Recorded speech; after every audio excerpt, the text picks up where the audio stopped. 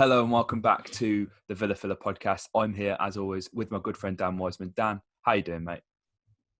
I'm not bad. Kitted out. Came yesterday. Big fan. Big fan. The more I see it, the more I like it. I'm loving this. You can't see Bertrand's on the back, officially getting carried away after his one goal in the cup. No, man, I'm looking to hopefully see some more of him. I guess it's a good place to start with that Bristol game, isn't it?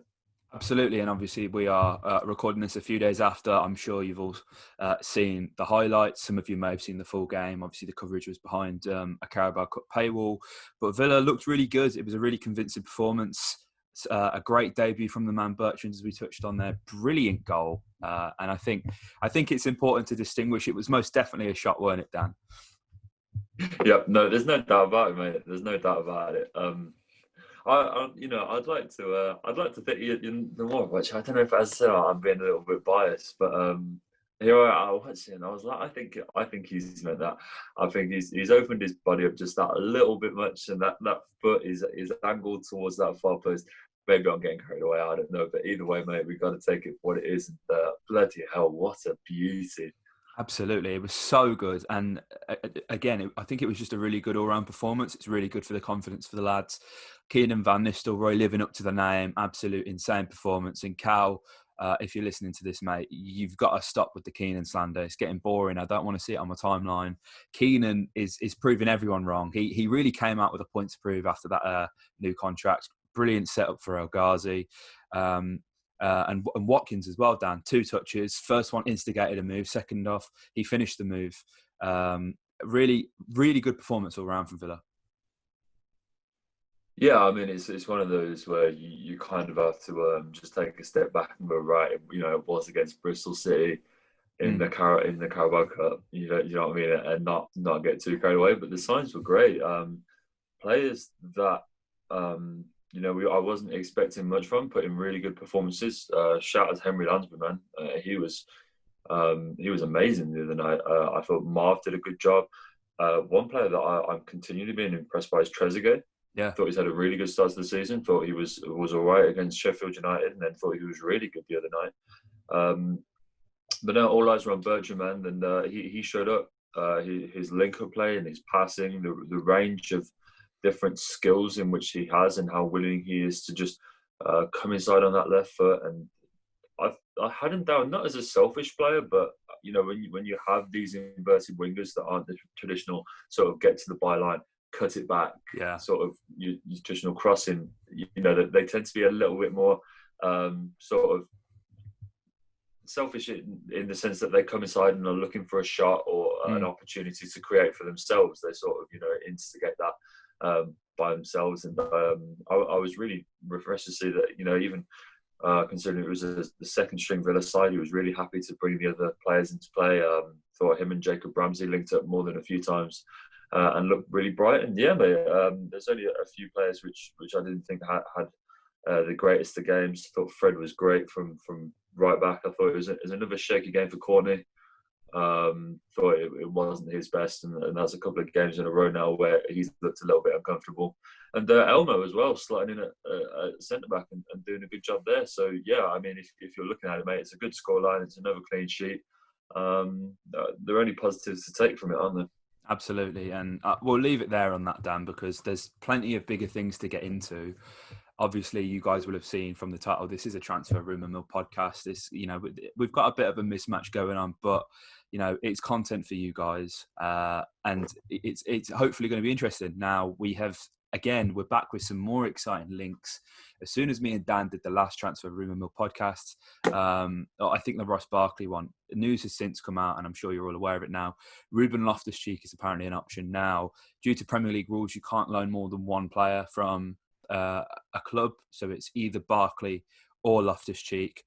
I wouldn't turn my nose up at either, but I would most definitely prefer Ross Barkley. Not Ross Barkley, I can't believe I just said that. I would definitely prefer Ruben Loftus-cheek. I think you've just got to look at how he performed at Palace when he went there on loan. Regular game time for Loftus-cheek, keeping him fit, which is really important because he's quite injury prone. So he's one of them you've got to kind of wrap in cotton wool. But when he has a regular run of fixtures, he just looks like the most complete midfielder, and a really good prospect for England, Dan.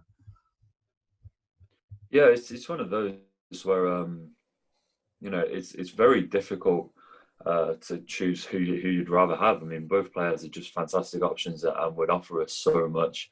You'd hope. I think if you were to sign one, I think Barkley comes with a little bit less risk. I'm going to say I think Yeah, he might be the safer bet just because he's been doing it for a little bit longer. He's less. I'm not going to say injury prone. That's a bit harsh on Ruben, but he spent less time injured. Objectively in the last few seasons. I think, as I said, there's a player in Ruben Loftus-cheek which I don't think anyone's really managed to harness for a yeah, good period of time yet. That I don't think we've seen the best of him. And so, I think it could take a loan move to Villa to get that out of him, especially with it just seems to be so difficult to get into that Chelsea midfield at the moment because considering the likes of Kovacic aren't getting a game and players like that, he's going to fall quite down the pecking order, especially now Billy Gilmore's starting to announce himself, which I think is something else that you've got to consider in that midfield. Is that he looks like the heir to that Chelsea midfield. And so, yeah, I think a loan move would make sense. I think that's probably the way that you'd want to see the deal done, rather than just buying him outright. You'd like to give him a loan just to see if he finds his feet, see how he does, and what kind of player he develops into. Because, as I said, that there is a player in Ruben Loftus-Cheek, and the best side of him. I don't think anyone has seen yet. And he had that good loan at Palace, which is encouraging because. I think he needs to have that hunger to come out on loan and prove himself because he was in the England setup. Let's not forget. yeah. He was capped more than a few times a little while back now, and the injuries have hampered him, and he looks a little way away from that England squad at the moment. And how we're crying out for a midfielder, mate. And when you put all of those things together, it could be quite an encouraging deal. Yeah, I think as well. Loftus-Cheek scored his first goal against Villa in the relegation year, I want to say. I think was it 4-0 at Villa Park, that game? Yeah. Alexandra Pato scored a hat-trick, didn't he? Which is something you wouldn't expect it to hear ever, really. A great prospect, but it just never went for Pato. But no, as for Loftus-Cheek, I think we've spoke on the podcast about needing a box-to-box midfielder who is powerful, who can be composed, and has an eye for goal. And I think Loftus-Cheek ticks all the boxes. I'd also say Barkley was as well. Obviously, we spoke about Barkley in much more detail on another podcast, so I'm sure that will be linked in the description for you guys if you haven't already seen it. But yeah, I think either options are good. I don't envy Dean for having to try and make that decision. Who to try and pick. If there is any truth to that, of course. Obviously, Sky Sports were reporting that, but I think now with them, I think everything's kind of taken with a grain of salt, really. No longer the older reliable horse to go to. But until Fabrizio Romano's tweeting about it, let's just assume nothing's happening. And yeah, again, another really exciting link as well that fits that bill in the midfield. And has been really funnily labelled a Hurahan upgrade by Under a Gaslit Lamp is Wyland Cyprien, and now I've probably mispronounced that. He's a French midfielder from Nice, very good player. Now, to all of the FIFA players who listen to the podcast, I'm sure you will have seen he was in the team of the season, and you're instantly going to think he's a baller. Fair play. I can't say I've seen much of him play, but the bits I have seen. I tend to agree that he's probably a Hurahan upgrade, Dan. Yeah, he is.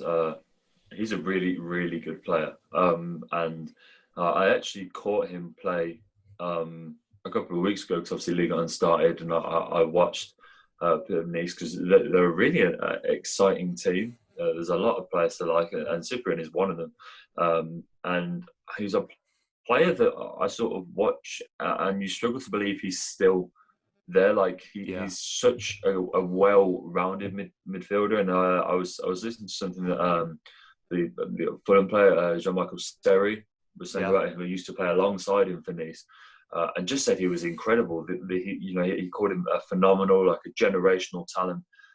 Just this player that can do everything you could possibly want in midfield. He can hold the 6, he can drift forward into an attacking 8. He's strong, he's physical, he can tackle, he can power forward with the ball. He's got an exemplary passing range. He had a game against PSG for Nice last season at the Parc des Princes, and he lit it up in a very good PSG midfield.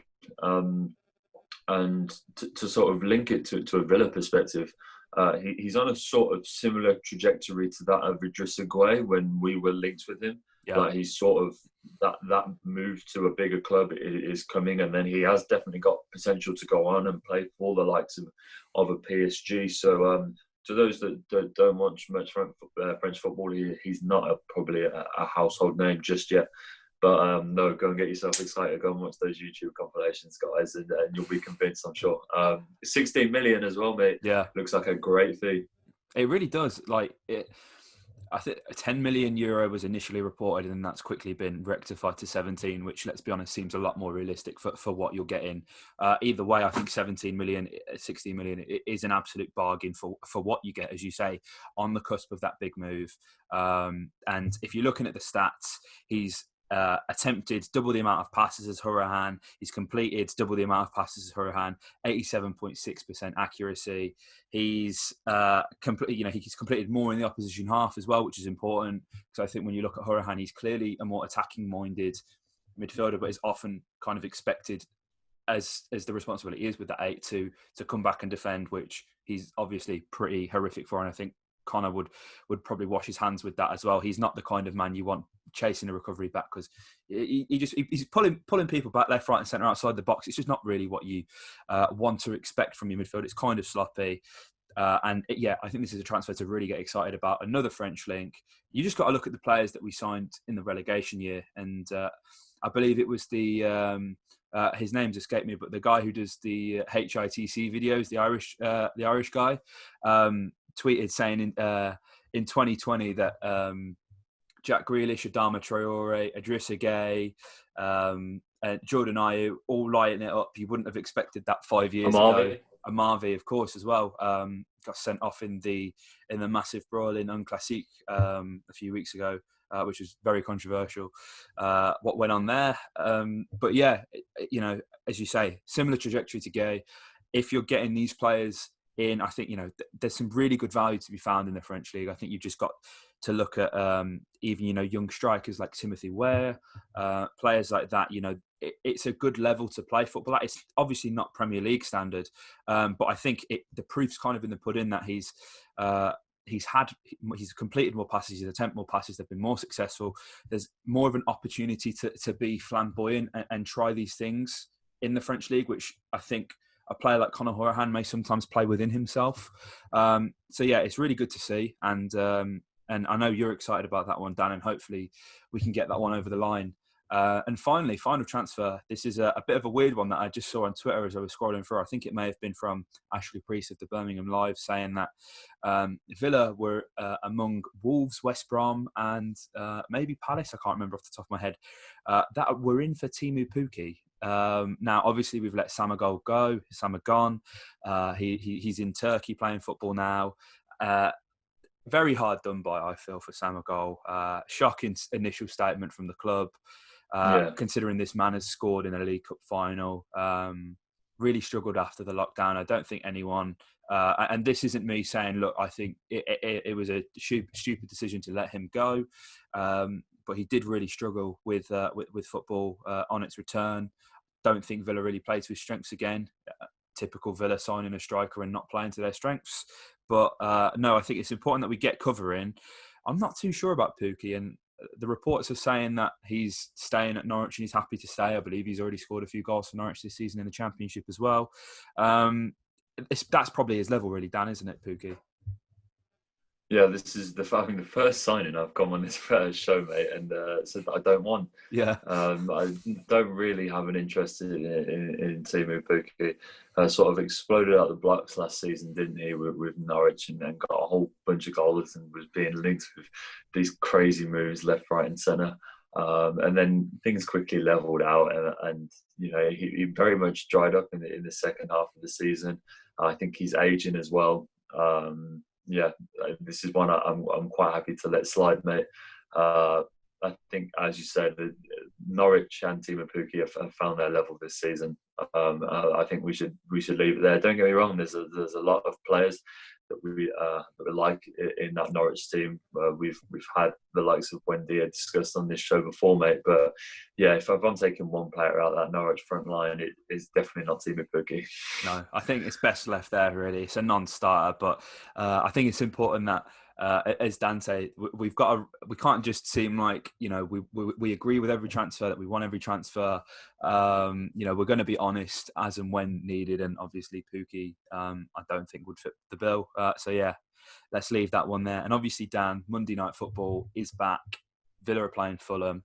Villa are doing a Fulham. No, they're not. We've won all 3 of our games so far this season, which is crazy to say. Unbeaten in 6 now, going back to last season. No, 7, I think. Forgive me. I was pulled up in the comments last time. So thanks for correcting me, guys.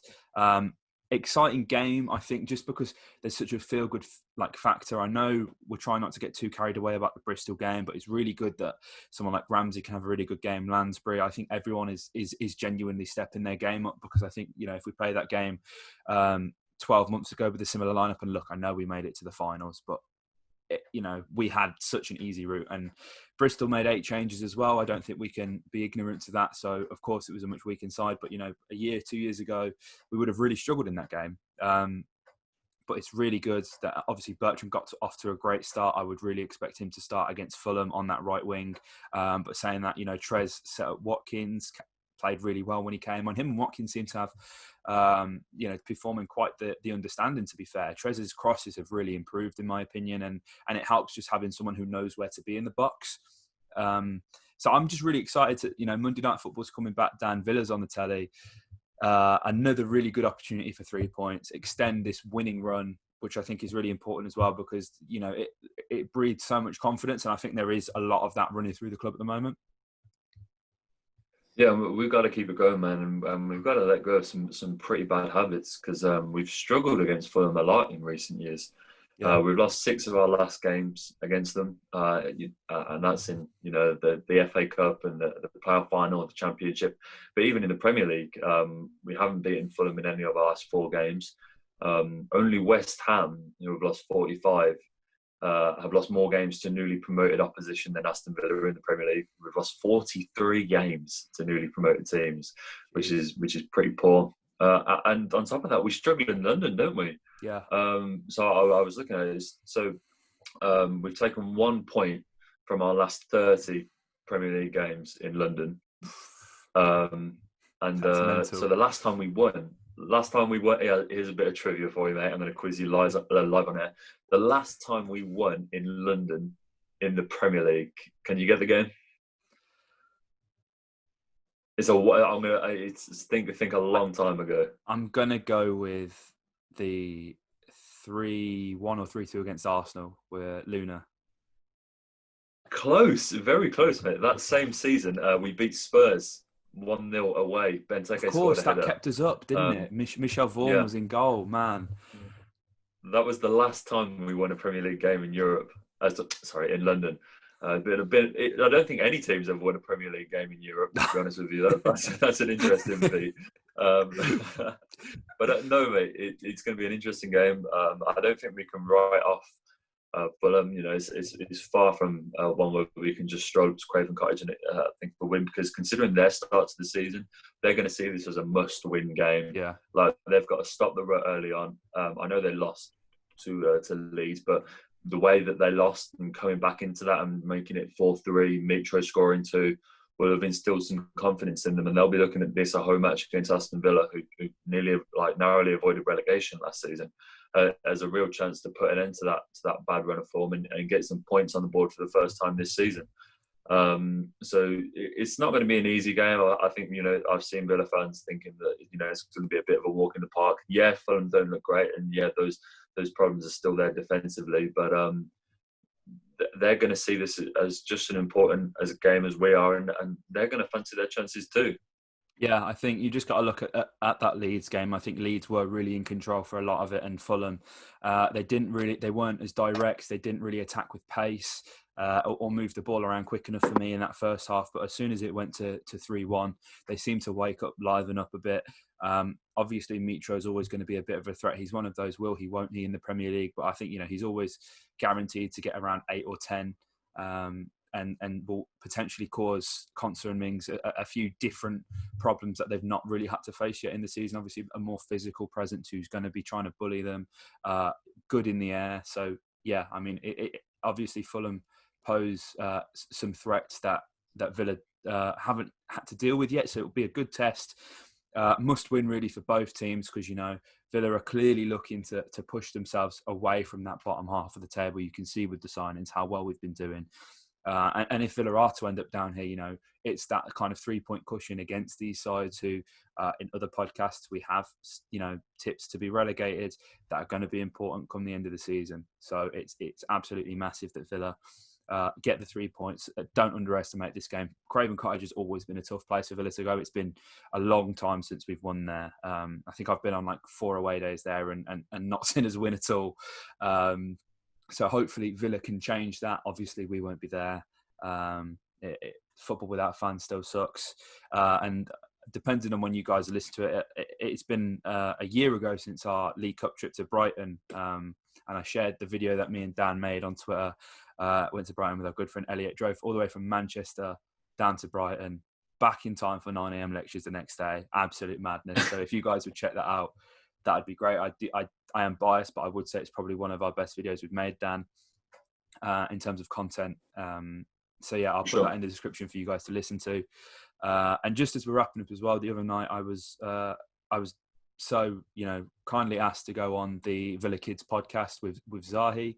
And that episode is out, and it's really great what they're doing. They've seen a market for a podcast for younger kids. I think and after speaking to Zahi's dad, said many kind words about the podcast. So thank you very much.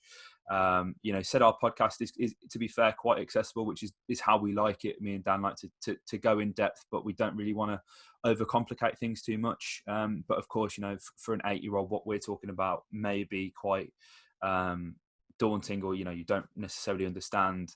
So yeah, it's a really good market. I'll link that in the description. I really had fun on it, and yeah, it was a really good time. And as well, before I hopped on for the podcast, I saw the little video that Villa did with the disability team, inviting some players down to participate, watch them train, get involved in the third kit launch, which is brilliant. And yeah, just really proud of the club for that, Dan. It's a really touching video. Yeah, nice to see, man. Nice to see. It was, I think, at the moment when we can't go to games and that connection with the fans is lost. I think stuff like that is really important, just to reinforce just exactly what this club can do for people, and and hopefully those two guys will remember that day for a long time coming. Yeah, just good to see, man. There's only positive things coming out of the club at the moment, and delighted to see. I love the third kit too, for the record.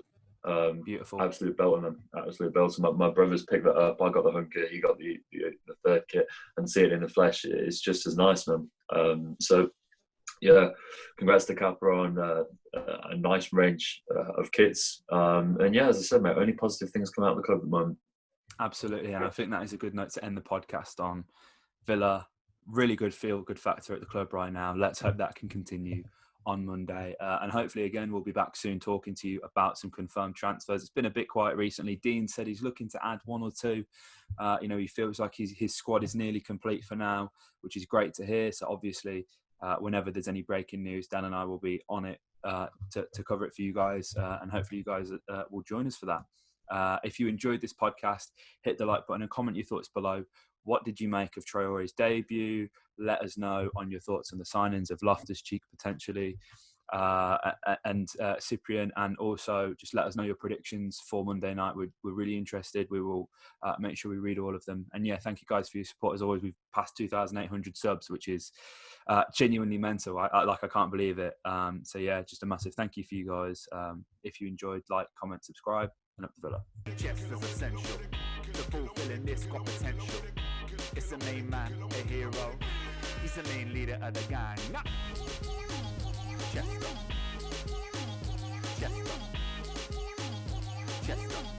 He's the main leader of the gang now. Chester.